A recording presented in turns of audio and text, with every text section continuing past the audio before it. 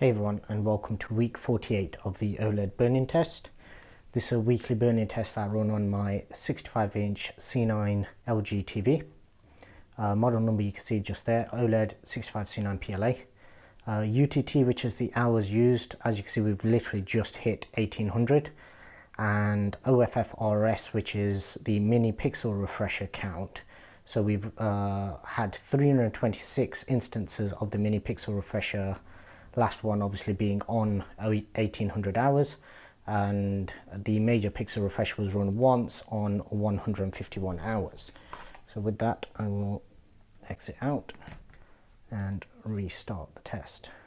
Okay, and first thing I'll just make sure it's not getting blown out for what you guys are seeing on screen.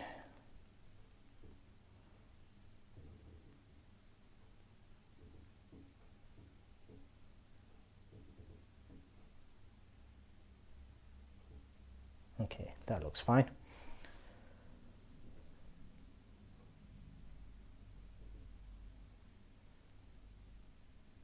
Okay, so as that cycles through, firstly, anybody who's watching for the first time, welcome to the channel. The reason for this particular series is basically just to keep track of real world usage on my LG C9 OLED. This is a weekly test that basically I've been running since, I believe it was roughly around week 7. So it's not been every single week that I've actually run it. However, I've tried to do it as often as possible. Idea behind this is simply to see how the panel actually reacts in real world usage basically. So this TV has been used heavily for gaming, heavily for sports. It's had a lot of movies and TV shows mixed kind of usage thrown in there as well, but the majority of the usage is actually just gaming and sports. I'd say that's probably making up roughly around say 1200 hours of the 1800 at least.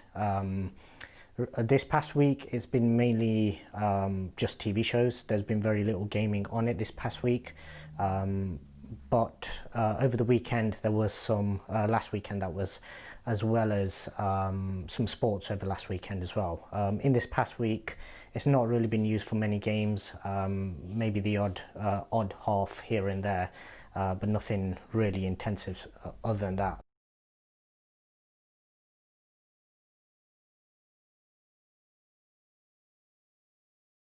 So as it cycles through, as you can see, most of these colors are coming through perfectly fine. On the phone screen, I do notice there's a little sort of shadowing going on in the middle of the screen. In person, when I'm looking at it, I don't actually see it. So I'm not sure whether it's just the refresh rate that I've got the camera set to. My phone's, by default, it just goes to 60 FPS.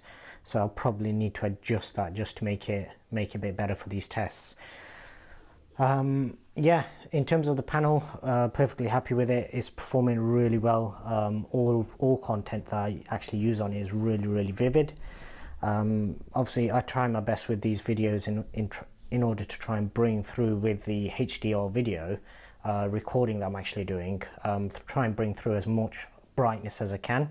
So obviously if you do have a HDR compatible device, be sure to watch this back in 4K in HDR, and that'll basically give you the best impact in terms of as close to what I'm seeing as possible. Obviously it'll never be exact, but it'll be as close as possible.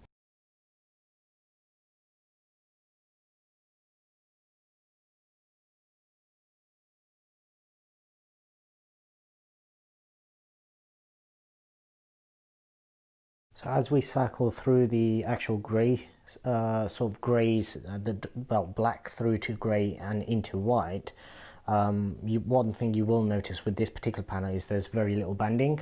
That obviously is cleaned up automatically whenever the mini pixel refresher actually runs, and obviously if you had any really bad sort of banding or any issues, then you could also obviously run the major pixel refresher as well.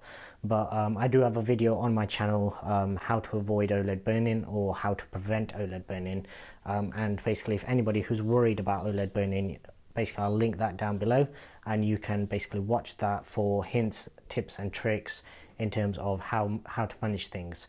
Ordinarily, straight out of the box, you don't really need to worry about burn-in on TVs that are, I'd say, 2019 and newer. But for those of you out there who are a little bit more cautious or just worried about basically all of the bad name and everything, the bad rep that OLED TVs get, obviously I'll link that down below and you can go and watch that video. I'll try and put a card in the top right as well.